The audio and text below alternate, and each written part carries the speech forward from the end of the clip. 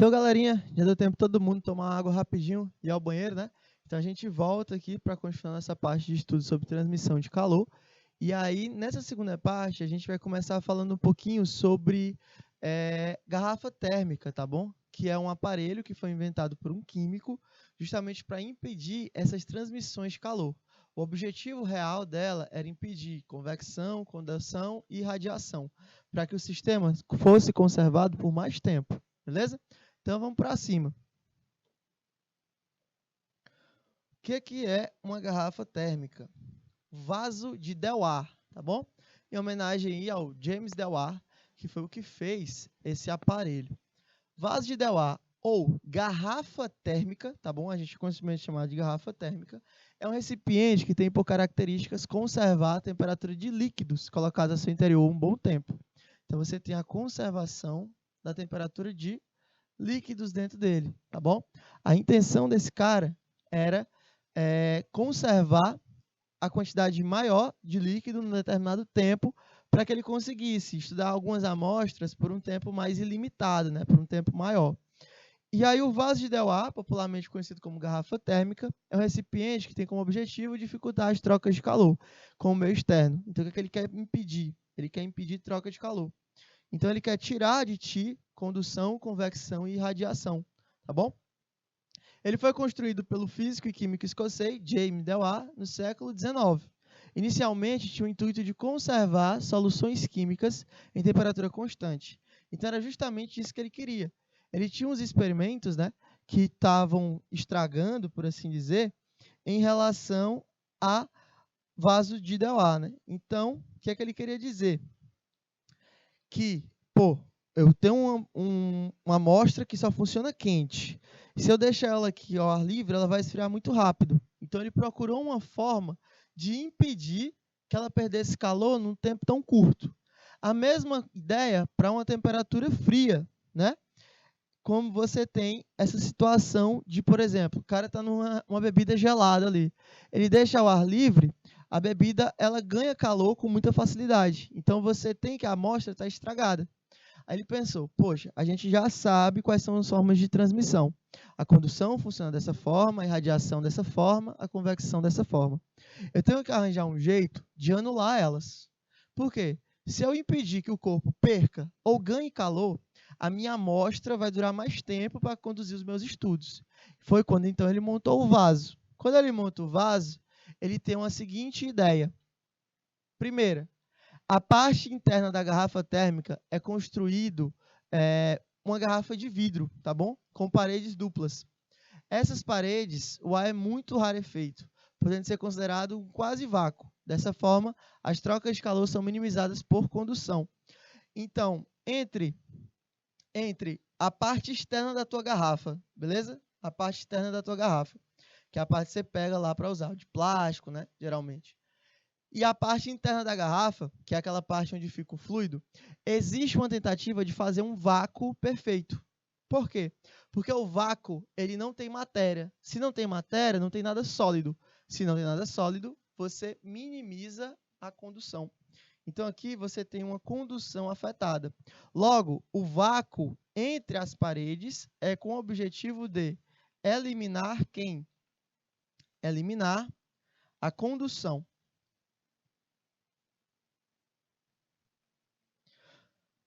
Tranquilo? Então você tira a primeira forma de transmissão, que é a condução. Você tira o contato de qualquer coisa com aquilo. 2. Para evitar trocas de calor por irradiação, a parte interna e externa da garrafa de vidro é espelhada. Dessa forma, os raios infravermelhos provenientes da irradiação são refletidos e a temperatura no interior da garrafa se mantém constante. Se você abrir a sua garrafa térmica, tá bom? Hoje à noite, quando acabar a aula, você chegou em casa e tomar um cafezinho, bom demais. O que você vai fazer? Vai abrir a garrafa térmica e vai ver que lá dentro tem um espelho. Ela é espelhada.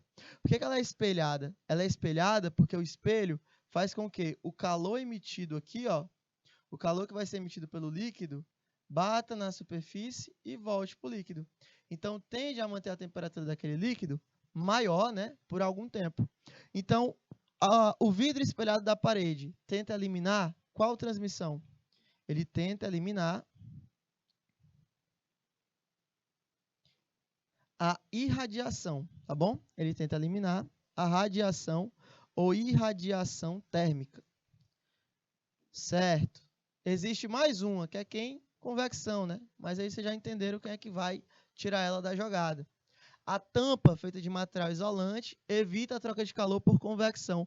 O que é a convecção? É a saída de um fluido quente para a entrada de um fluido frio. Ou então a saída de um fluido frio para a entrada de um fluido quente. Como a garrafa está tampada, o sistema lá dentro está isolado. Então a tampa tenta eliminar quem?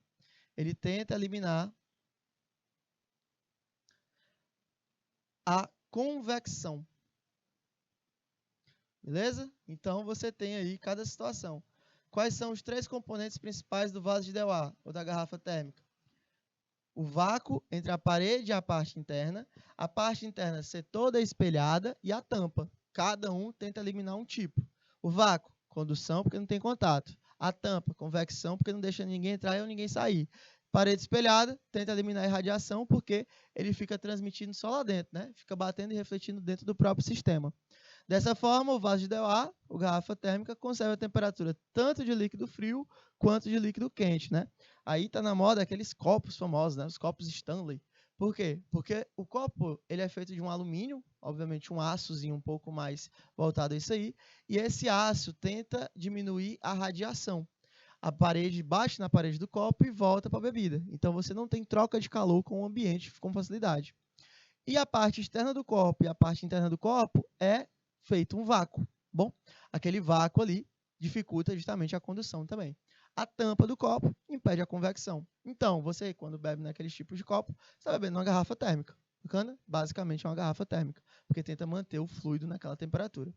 Só uma coisa, não existe garrafa térmica perfeita. Não existe vaso de Dewar perfeito. Ou seja, você consegue minimizar as perdas de calor, mas você não consegue eliminar completamente. Se você conseguisse eliminar completamente, o que aconteceria? Você passaria um café, agora à noite, e quando você passasse esse café, você sairia. Saiu e tal, passou uma semana fora de casa, um mês, um ano fora de casa. Quando você voltasse, o café estaria na mesma temperatura que você deixou. Você sabe que isso é impossível na prática, tá bom? Porque na prática não existe garrafa térmica ideal. Justamente porque você tenta, né, diminuir a troca de calor, mas você nunca consegue zerá-la, beleza? Então você sempre tem que ter essa ideia. Se fosse ideal, o café posto hoje, daqui a 10 anos, estaria na mesma temperatura. Porque não teve troca de calor no sistema, então o calor continua armazenado lá dentro. Beleza? Então, Matheus, como é que cairia uma questão dessa aí? Cairia assim, ó. PUC de Minas Gerais. Uma garrafa térmica tem paredes prateadas e duplas com vácuo no espaço intermediário. A vantagem de se fabricar em garrafas térmicas assim é porque as paredes prateadas, ele está falando só da parede. Aí você volta aqui. Parede. Parede vai eliminar o quê? Eita. Tem a parede que vai eliminar a condução, né, a relação entre elas, e o vidro espelhado, que são as paredes duplas, tenta eliminar a radiação. Então vamos ver aqui qual seria o gabarito dado pela questão. Letra A. Absorve o calor e o vácuo é um ótimo isolante térmico. Letra A está bonita, deixa ela aí. Letra B. São altamente refletores e o vácuo é um ótimo isolante térmico. Letra B também está bonita, deixa ela aí, vamos discutir elas duas depois. Absorve o calor e o vácuo é um excelente condutor. O vácuo é isolante. Se fosse condutor, ele não seria usado, né? Porque o objetivo é preservar o calor lá dentro. Letra D. São altamente refletoras e o vácuo é um excelente condutor. Olha de novo a palavra excelente condutor. O vácuo não é excelente condutor. Na verdade, ele é um péssimo condutor. Pior que existe, mas é a verdade. Então, a gente fica com o seguinte fato. Absorção ou reflexão? Olha a parede. Olha a parede. A parede é espelhada. Qual é a função dela? Não é absorver o calor. Ela não está querendo absorver o calor. Ela vai bater o calor nela e vai refletir para de volta o líquido continuar, frio ou quente. Então, quando eu tenho isso nesse sistema, eu tenho que dizer o seguinte. As paredes são altamente refletoras. Até aqui está certo. E o vácuo é um ótimo isolante térmico. Também está certo. A parede ela quer refletir e não absorver. Então, o fato da letra A estar errada é a palavra absorção. Bacana? Tá. E agora uma questão que eu gosto muito. Adoro essa questão, tá bom? Uma questãozinha do Calvin, que eu quero que vocês tentem fazer. A ilustração fala o seguinte. Então, veja, é o calor do Sol que nos mantém aquecidos. Aí o Calvin responde, não completamente. Como assim não completamente? Luvas. Tá. Então, um amigo dele está falando sobre o seguinte, né? Calvin não, desculpa, Snoopy. O amigo dele está falando o seguinte, que o Sol esquenta o ambiente, esquenta o sistema. E ele está indo para uma coisa mais simples, que é a luva. Ele não entende que o Sol está esquentando o corpo dele, mas ele entende que a luva esquenta a mão dele. Quando ele põe a luva, ele não sente mais frio na mão. E aí ele quer saber, na nossa questão, qual é o tipo de transmissão de calor citado por cada um dos meninos. Tanto o que fala do Sol, quanto o que fala da luva. Bom? Aí eu vou pedir um minutinho para vocês tentarem fazer a questão.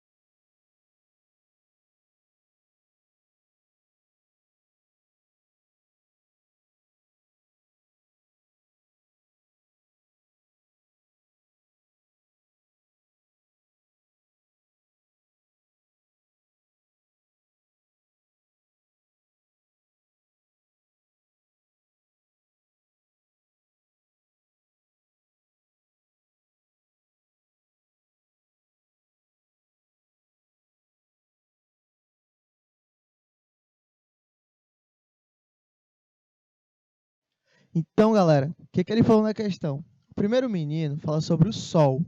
Bom? Então, veja, é o calor do Sol que nos mantém aquecidos. O primeiro cidadão está falando do Sol. O Snoopy, né? Acho que é o Charlie Brown, né? Que anda com o Snoopy. Ele vem numa situação mais simples. Ele vem numa situação que ele consegue palpar. Ele não consegue palpar o Sol, mas ele consegue palpar uma luva.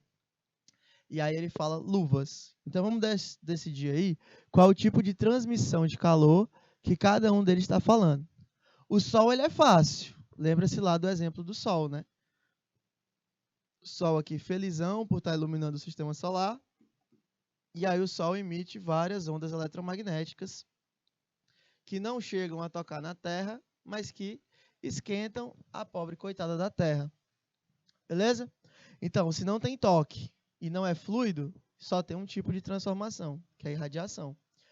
A gente fica entre a letra D e a letra E. Show! E aí, quando você tem essa situação, você tem o seguinte ponto. Ele falou de luva. A luva é o que, galera? A luva. Qual é o estado físico de uma luva? É sólido, líquido ou gasoso? Bom, a luva, ela é sólida. A luva, ela é sólida. Se a luva é sólida, qual é o tipo de condução, qual é o tipo de transmissão de calor que ela vai evitar? Vai evitar a condução. Por quê? Muita gente pensa que é convecção, porque pensa no ar frio batendo na mão do Charlie Brown, né, do Calvin. Esse ar frio é fluido, mas ele não está falando do ar frio nem da mão dele sendo esquentado. Ele está falando que a luva é usada nesse sistema. E a luva que a gente quer saber é sólida. Então, se a luva é sólida, ela permite, ou ela evita, né, uma condução, não uma convecção. Tanto é que dentro da luva, às vezes, mesmo assim, você pode sentir frio. Por quê? Porque a luva ela vai gerar um estado, né, de calor dentro daquele sistema ali. Bom? Beleza. Vamos lá. E aí, seguindo o nosso raciocínio, a gente fala de lei de Fourier. O que é a lei de Fourier? Bom, a lei de Fourier é um tipo de lei que define a condução dos materiais. O que ela vai falar para a gente? Falar o seguinte. A lei da condução térmica, também conhecida como lei de Fourier, estabelece que o fluxo de calor através de um material é proporcional à temperatura. Então, quanto maior a temperatura que o cara vai ter, maior o fluxo que ele vai possuir.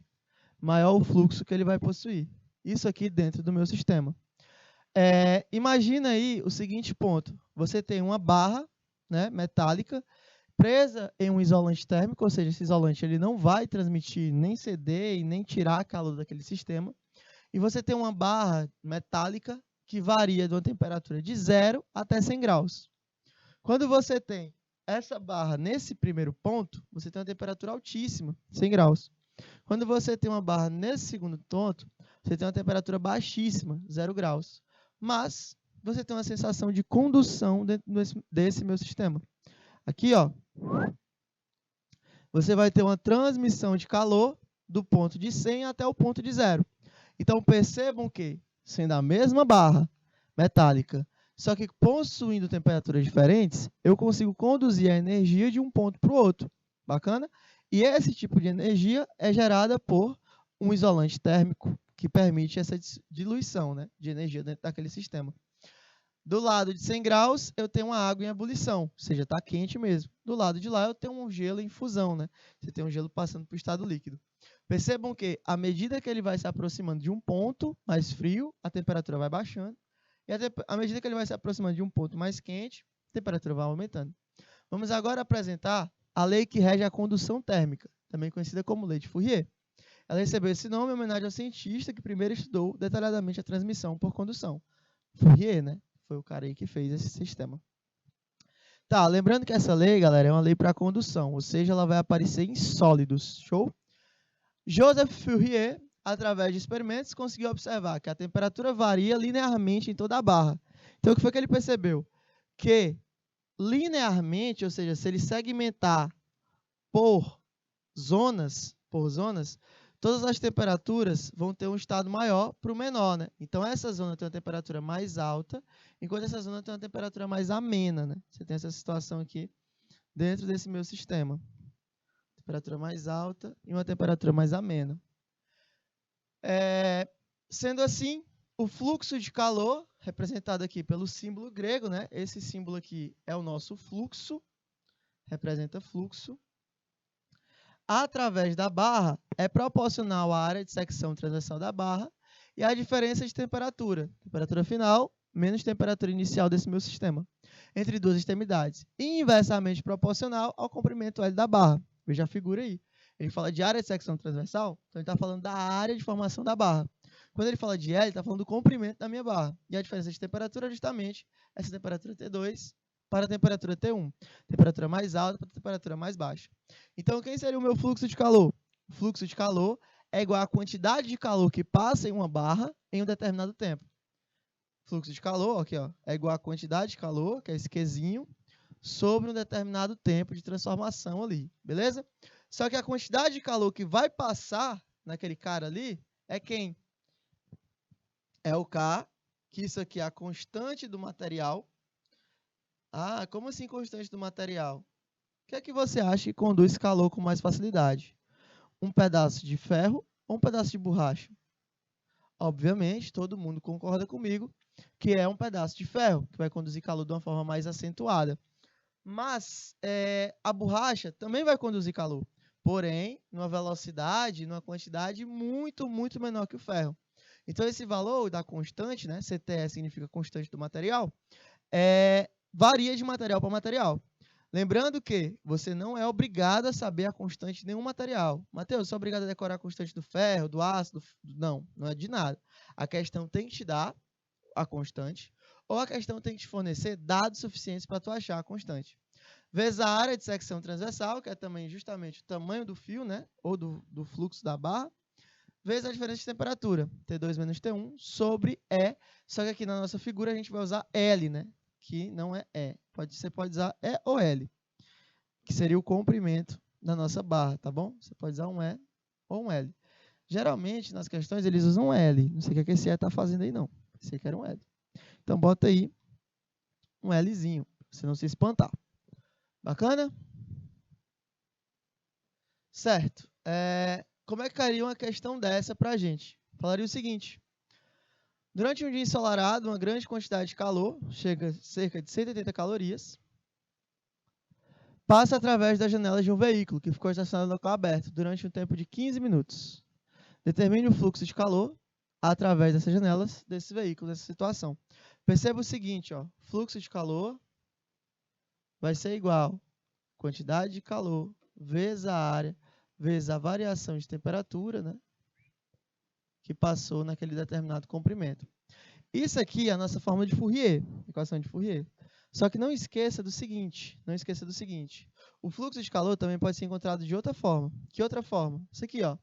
O fluxo de calor pode ser igual à quantidade de calor em um determinado intervalo de tempo. Aonde o valor de Q é a quantidade de calorias que o cara vai ganhar ou perder.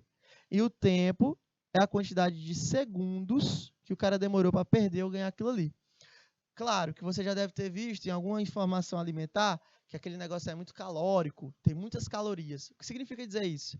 Significa que aquele negócio tem muita energia, beleza? Você tem uma quantidade de energia muito grande. Qual é o problema? Quando você está em superávit ou déficit calórico, né? Nomes bonitos aí. O que significa isso, Matheus? Bom, superávit calórico é quando você consome mais energia do que você precisa.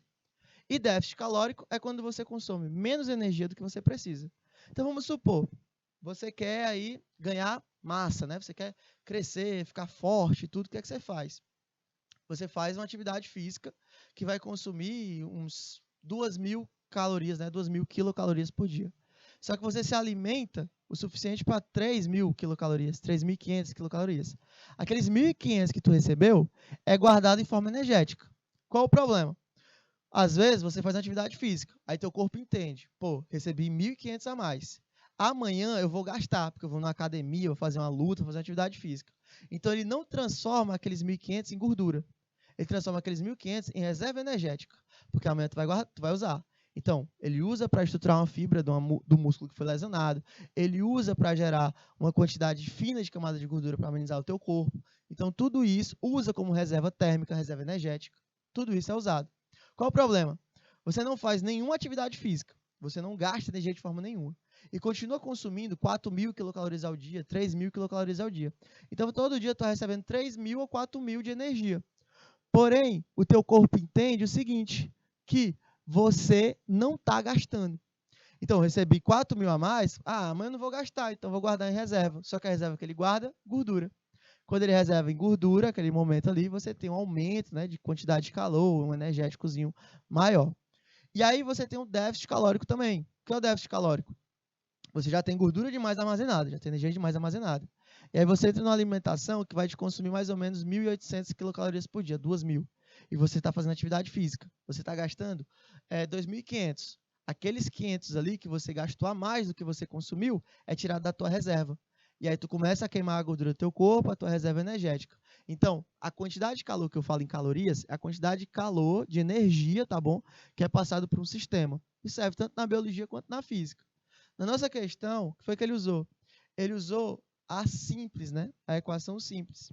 Dizendo que a lei de Fourier aí, ó, é igual à quantidade de calorias, o valor de Q, né? Que é a minha quantidade de calorias, dividido pelo intervalo de tempo necessário para aquela quantidade de calorias seja queimada. Então, qual seria o valor da minha lei aí de Fourier, né? Seria o seguinte, quantidade de calorias daria quanto? Nossa quantidade de calorias. A questão já falou, vale 180 calorias. Dividido pelo tempo que ele vai levar. Só que olha as unidades, galera. Não se percam nas unidades. Eu estou caloria por segundo em todas as unidades. Mas o meu tempo foi em minutos. Então, o que é que eu vou fazer? Vou pegar esse 15 e multiplicar por 60. Então, qual seria o meu fluxo aí? Qual seria o valor do fluxo? Seria 180, né? Dividido por esse produto, que daria aí o valor de 15 vezes 60, né? 15 vezes 2, 30. 30 é como se fosse o valor de uma multiplicação, são 3, 15, 60, 30, 60, 90. Daria 90, né? Com o zero de lá. Logo, eu teria uma situação de simplificação. Posso cortar 0 com 0, então daria uma quantidade de calor absorvida naquele sistema. Em quanto tempo, né? Você teria um valor aí de 0,2 calorias absorvidas naquele por cada segundo. se eu vou pegar uma quantidade de 900, né? 900 de tempo, eu vou ter um valor aí de 2.000 calorias para aquele sistema num tempo de 15 minutos, né? Seria a quantidade de fluxo de calor gerada naquele meu sistema. Bacana? A próxima questão é de vocês. Fala o seguinte. Uma sala de estudo é mantida a temperatura de 20 graus, enquanto é separada de uma sala vizinha a temperatura de 30 graus por uma janela retangular de vidro de 80 milímetros de espessura, 1 metro de altura e 1,5 metro de largura. Sabendo que a condutividade térmica do vidro é 0,8, o total de calorias transmitidas no tempo de 4,2 segundos vai ser D. O que ele vai fazer na questão? Ele vai usar duas equações. Ele vai usar a equação de Fourier tradicional, K vezes a área vezes a variação de temperatura sobre o valor da espessura. E aí depois você acha isso aqui, você vem para a equação dele, né? Que é a quantidade de calor dividido pelo tempo necessário, sendo que o tempo ele deu de 4,2 minutos. Como tem uma contazinha, eu vou pedir 2 minutos para tentarem fazer a questão.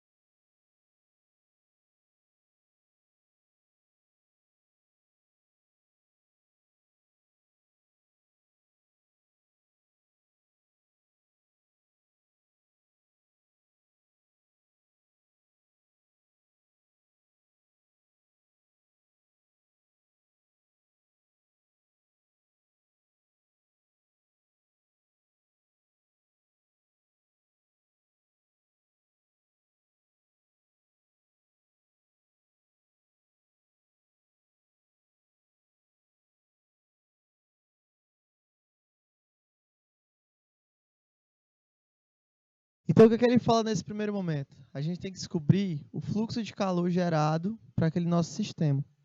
O nosso fluxo é igual. Quanto é que vale a constante do cara? Bom, o valor da constante dele, ele falou na questão, 0,8, né, watts por metro barra Kelvin, vezes a área especificada. Só que a área desse cara, você tem que calcular uma área geométrica, né? Ele tem 1 metro de altura por 1,5 metro de largura. Então, ficaria 1 vezes 1,5, nossa área aí, vezes a variação de temperatura. Ele foi de 20 para 30, então seria 20 menos 30. Sobre a espessura que ele está. Bom, ele falou que a minha espessura é de 8 milímetros, só que eu não posso usar milímetros, eu tenho que usar em metros. Logo, o meu fluxo daria 8 vezes 10 elevado a menos 3. Bacana? Então, qual seria o meu valor de fluxo aí? Bom, o fluxo seria 0,8, 1 vezes 1,5 é o próprio 1,5, 20 menos 30 dá 10, ou 30 menos 20 dá 10. Daria 8 vezes 10 a menos 3. Bacana. Então, qual seria o meu valor de fluxo registrado nesse meu sistema? Bom, você pode simplificar o 8 com 8, né, para diminuir as contas. Então, você pode pegar também o valor de 10, né? 10 vezes 8 dá 8. 8 vezes 1,5 não precisa, você simplifica aqui embaixo. Então, daria aí 1.500, né? 1.500 joules por segundo. Você resolver essa parte algébrica aí, daria esse resultado. Mas não é isso que ele quer saber. Ele quer saber a quantidade de quilocalorias que meu sistema vai ter em um tempo de 4,2 minutos. O que é que eu vou fazer agora? Eu vou usar a outra equação de Fourier, que é essa aqui. O meu fluxo vale quanto? 1.500. Acabei de achar. A quantidade de calor gerado eu quero descobrir, só que o meu tempo é de 4,2 minutos. E eu falei para você que você não pode usar minutos, você tem que usar segundos.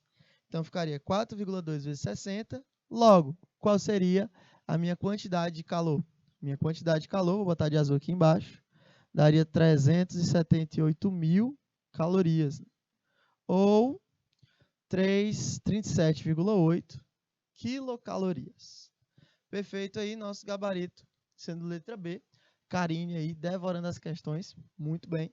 Então, a gente já tem nossa resposta aí, 37,8 quilocalorias, tá bom? Deixando uma questão no quadro mais um tempo para vocês copiarem, e aí eu vou explicar de novo para dar tempo para a galera que está copiando terminar. Você vai usar as duas equações, tanto a equação de Fourier, quanto a equação de fluxo de calor, né? Deixa eu botar em azul aqui a fluxo de calor.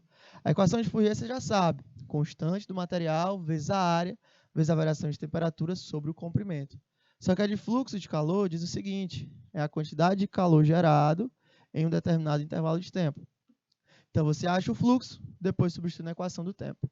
Constante 0,8 a questão me deu, área 1 metro de altura vezes 1,5 metro de largura, variação de temperatura de 30 para 20 graus, então tem variação de 10. Dividido pelo comprimento do vidro, né? 8 vezes 10 a menos 3. Meu fluxo daria 1.500 joules por segundo, 4,2 vezes 60.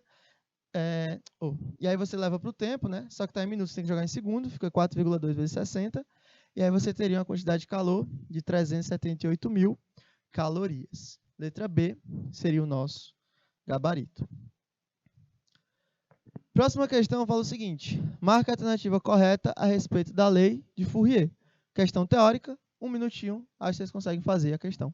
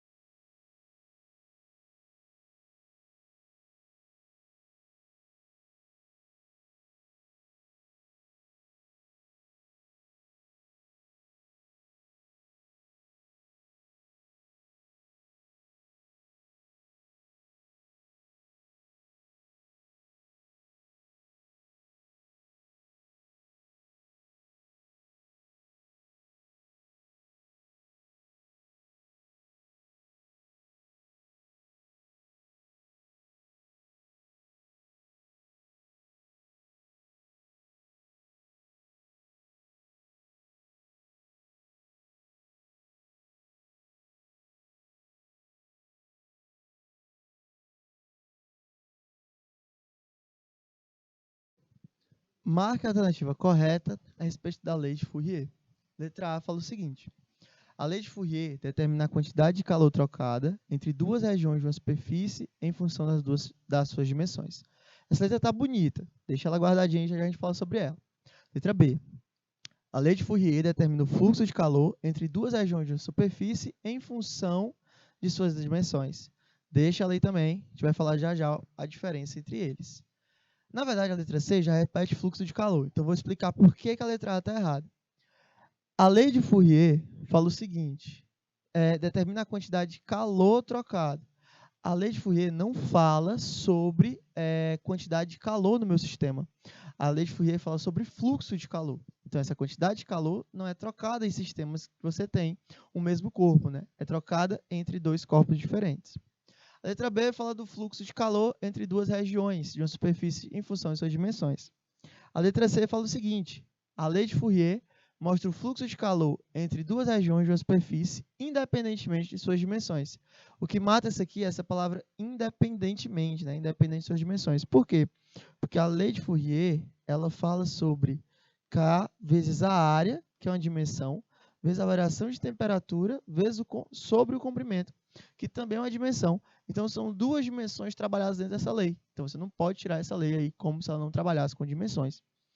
A letra D fala o seguinte, Na lei de Fourier, o fluxo de calor e a condutividade térmica do material que compõe a superfície são inversamente proporcionais.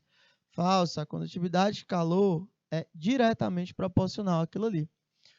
Mas, na letra E, ele fala o seguinte, que todas as alternativas anteriores estão erradas. E a letra E está incorreta também, porque não são todas. A letra B está certa. O fluxo de Fourier determina, né, o fluxo de calor entre duas regiões de uma superfície em função de sua dimensão. Então, ele leva um fluxo em um em relação ao outro.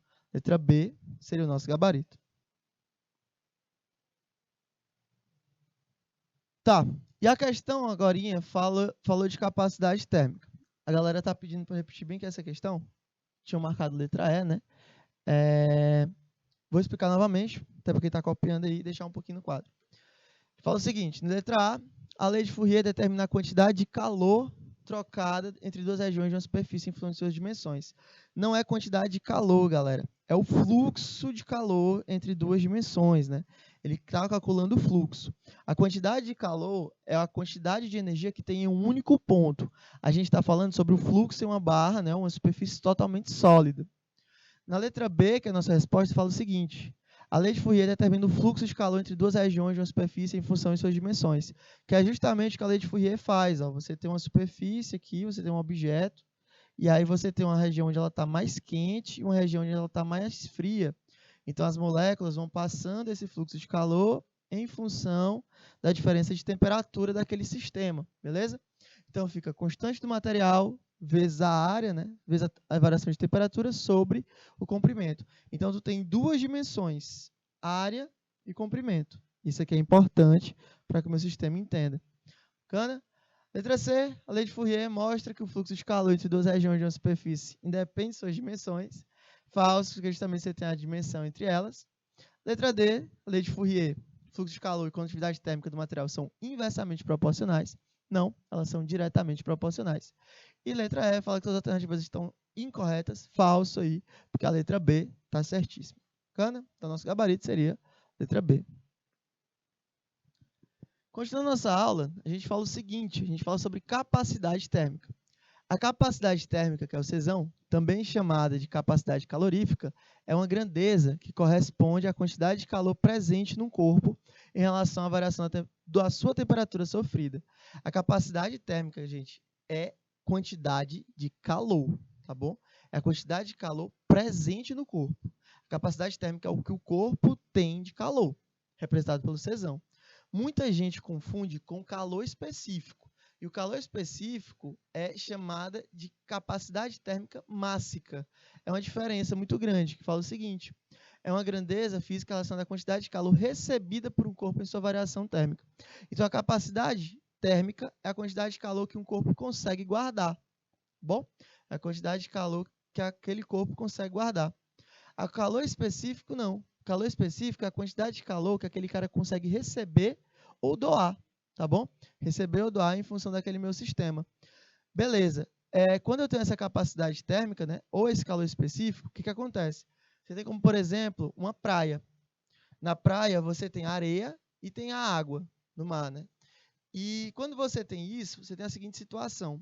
A areia, ela consegue absorver e doar calor muito rapidamente. Ela consegue absorver e doar calor muito rapidamente. O que é que vai acontecer?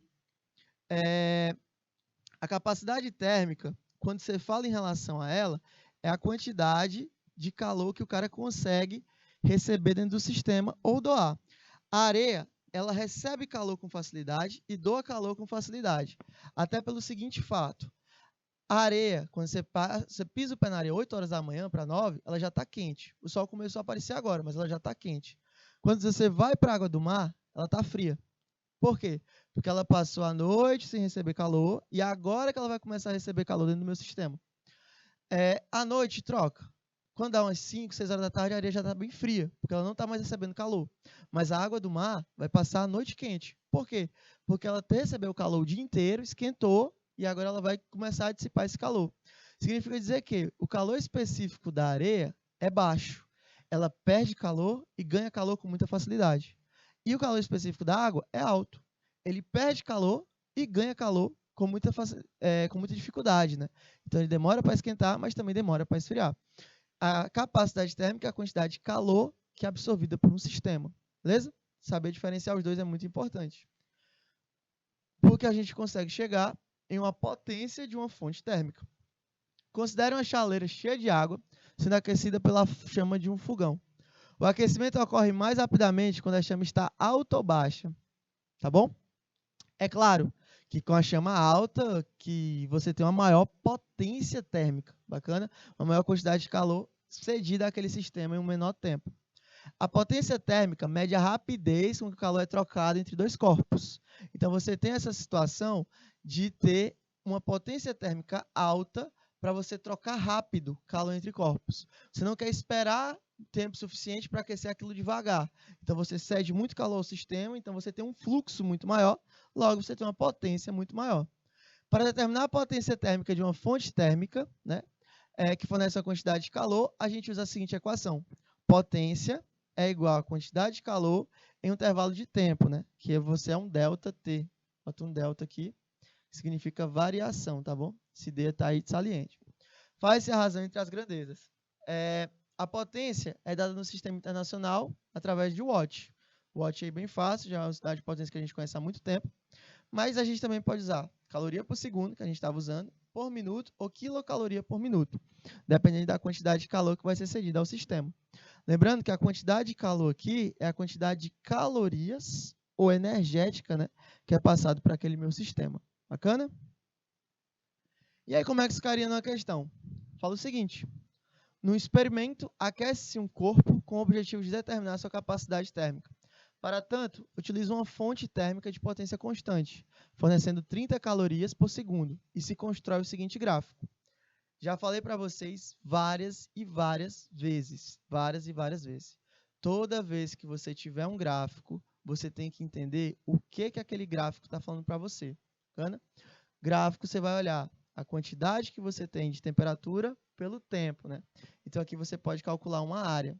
E a área do gráfico vai ser igual à quantidade térmica, né? A capacidade térmica absorvida pelo calor.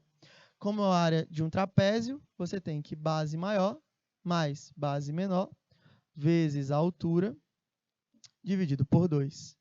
Onde você vai ter que a base maior é esse valor de 60, mais a base menor, que é esse valor de 20, vezes a altura, que é igual a 20, isso aqui tudo dividido por 2. Bom, e aí você consegue chegar à resposta dessa questãozinha. Você poderia fazer essa divisão, daria um valor de 10 aqui, né, para aquele sistema, e aí fica fácil você terminar a questão. Bacana? Então, galerinha, a gente vai, infelizmente, terminando nossa aula por aqui. É um prazer estar com vocês inenarrável nessa noite de sexta-feira. Agradecer quem ficou até esse horário. Eu sei que vocês estão muito cansados, já é sexta-feira, mas tem um final de semana inteiro aí para você estudar, botar as matérias que estão atrasadas em dia, assim como, né, descansar um pouquinho também, curtir um pouco a família e tal. E, claro, com muito estudo e muita física. Agradecer a vocês, desejar uma boa semana. Próxima sexta a gente continua com essa parte de calor específico, tá bom? Até a próxima aula. Tchau, galera!